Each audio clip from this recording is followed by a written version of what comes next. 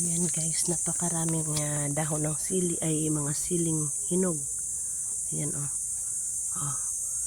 Ayan. Tapos nanguha tayo ng mga, syempre, magugulay natin ito, magugulay natin. Nanguha ako ng ano, yan may talbos ng sili, may malunggay. Yung alugbati naman kinuhanan ko ng mga dahon para lumago. Yun, nakakuha na tayo ng mga ilang sili guys. Nakakatuwa! Ang dami! Ayan oh, malalaki na rin yung mga ano ko, mga tanim, mga balinghoy. Ang ganda talaga. Ang tagal ko na kasing hindi nakapunta dito guys, kaya ayun. Ayan, dito sumuloy na rin yung mga itinanim natin na tinanim ng asawa ko na, ano ba pangalan nun? Ano yun, yung kulay brown. Basta yun, mamaya maalala ko. Ayan, malaki na sila, tumutubo na sila. Ayan, ayan oh, mga tumubo na. Ayan guys, tingnan pa tayo dito, may mga titingnan pa tayo dito, mga kasilihan natin guys. Kailangan natin harvestin yung mga ano. Ayan oh, oh diba, ang daming bunga guys. Oh, sobrang nakakatuwa yung mga sili. Mamaya kukuhanin natin lahat yan. Samantalang pag bumili ka sa bayan, 5 piraso guys, 10 piso. Tagal akong hindi nakabalik dito kasi ayun na nga, maraming ginagawa, busy, at saka sobrang mainit guys. Kaya umano yung mga damo natin, lumago yung mga damo natin. So kailangan na naman natin ba magtabas. Yung mga gabi ko, ayan, na diligan na ng ulan, nabuhay ulit yung kanilang mga dahon. Yan.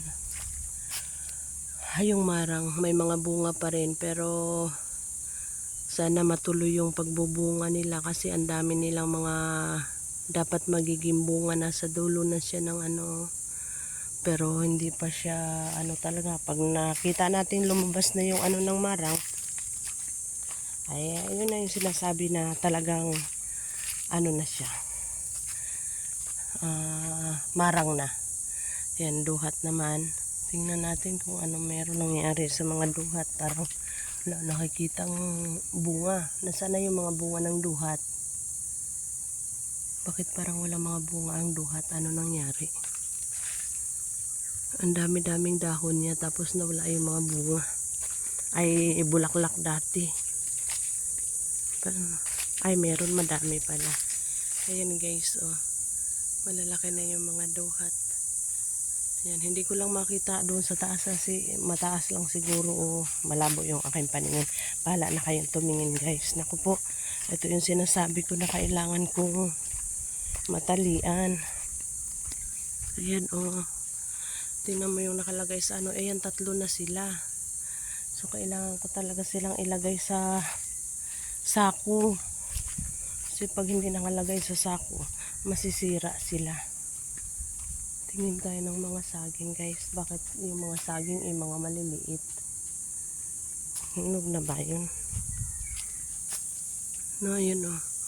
Pero hindi pa siya, wala pang hinog kaya hindi pa natin pa. Ayokong magtiba ng hindi pa nahihinog yung saging.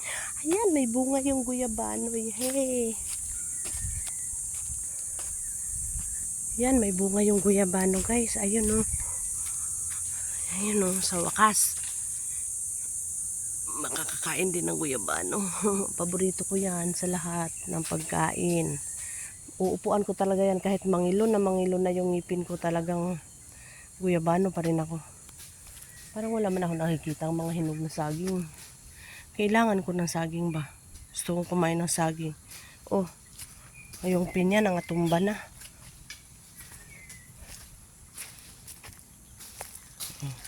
3 pinya hindi pa nahihinog. Tapos ang liit-liit naman, isang subo ko lang yan. May nagtatabas pala dyan. O, yung pipino. Wala kaming dilig-dilig ngayon. Ang dami mga saging. Oh, parang nakakapanghinayang bang putulin. Kasi magaganda yung ano. Tingnan nyo guys, yung mga tanim namin na napatulas. Talagang namatay na silang lahat oh. Namatay na lahat yung mga patula.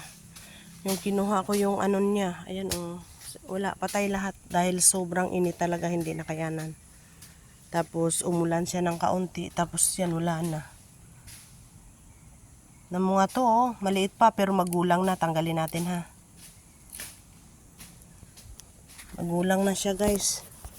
Tingnan nyo, ang liit-liit niya pero ang gulang na niya, oh, hindi natatabla ng pupo. Kawawa, patay lahat yung mga patula. Sayang naman yung pinaghirapan ng asawa ko. Ang liliit pa nila pero ayun, hindi na siya maano. Wala na, namatay na silang lahat. Kuha na lang ako ng dahon ng sili. Ayan oh. Ilalagay natin sa tinulang manok. Magtitinulang manok na lang tayo. Wala naman tayong Bisayang manok guys. Dapat Bisaya. Pag nandito kayo sa Tagalog, dapat ang sasabihin nyo Tagalog na manok. Pag nasa Bisaya, Bisayang manok. Kaya dito walang Bisaya, puro Tagalog. Ito yung mga okra. Ayan, sa tulong ni Jesus, lumaki na rin yung mga okra. Pero wala talaga guys. Kung normal na yan lumaki na yan ng talagang malaki. Hindi ganyan. Nag-iikot ako, mangunguha ako ng gulay Matagal kong na-miss yung mga gulayan namin dito. Mga gulayan, yehe. Nangamatay naman silang lahat. Uy, tika nga pala, papakita ko pala sa inyo yung kamatis namin. Kung buhay ba, hindi ko makuha yung dahon. Wala kasi akong itak Patingnan ko sa inyo yung yung mga kamatis na ko po. Wala na. Ganyan ba mga kamatis? Namunga na. Nasaan na? Patay na naman. Sana mabuhay pa sila ng makabawi pa sila sa kakadilig ng ulan.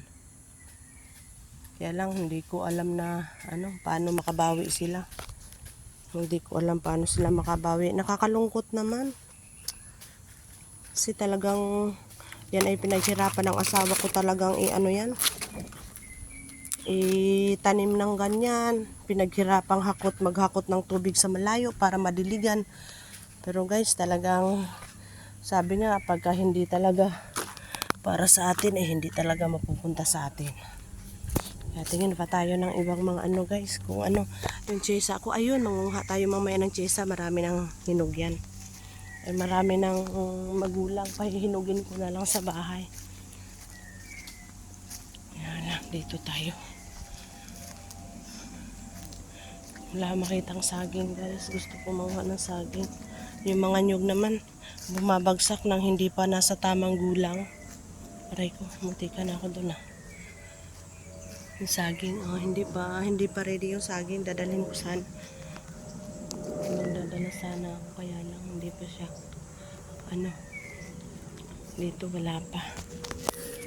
Yung lemon guys, nakita nyo kung gaano kalalaki yung lemon. Hindi ko alam kung pwede na siyang kuhanin. Hindi pa, para naman kasing walang katas. Ayan ang tigas-tigas naman niya. Ano ba to? Lemon ba talaga siya or what? Kailangan ba siyang mahinog? Hindi ko alam Nasaan na yung Kinuha. Kinuha yung malalaking lemon dito na dalawa.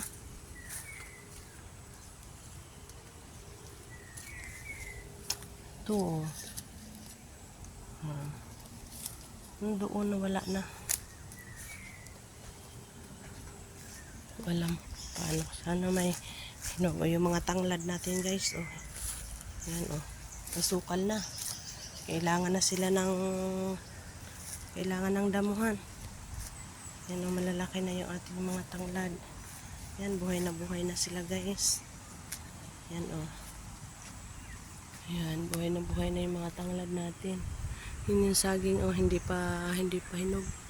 Ang sarap umakyat sa buko guys. Kaya lang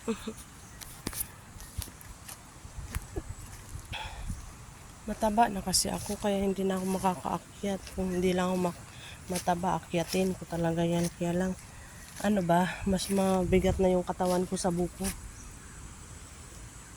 Ay na lang, wala na yung langka dito. Kinuha ko na, kinain ko na, nahinog na siya. Napakasarap ng hinog. Talagang hindi nakakapagsisi yung hinog ng langka. Saan mga abukado ko? Bakit parang wala mga bunga? O duling lang ako? Yan mo na silang mamunga na lang. Kaya kukuhanin ko na lang sila ba pag namunga sila. Ang dami-dami mga nalalaglag na mga ano.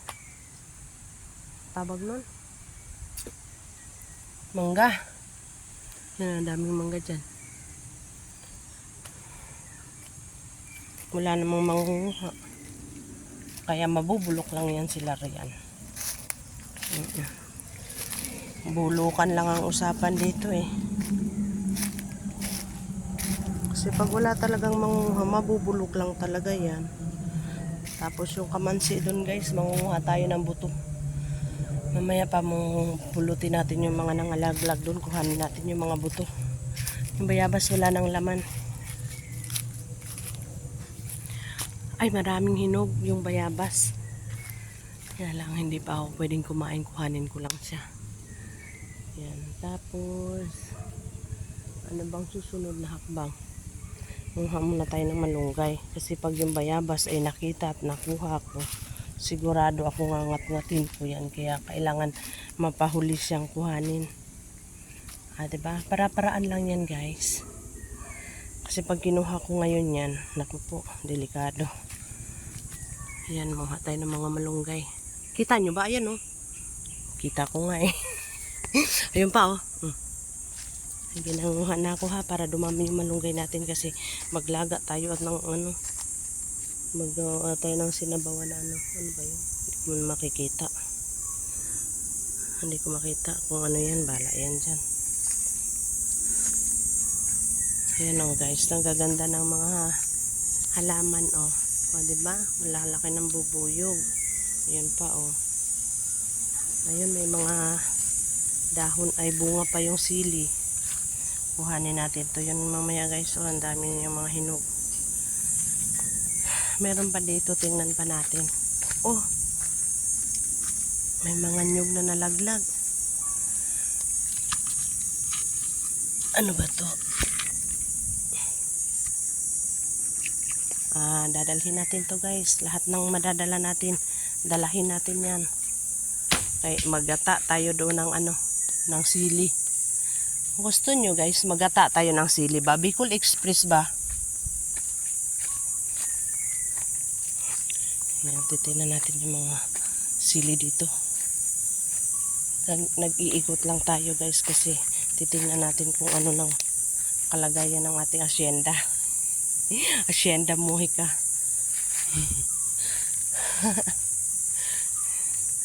Ay, dapat mamunga na tong nandito sa mababa na ano.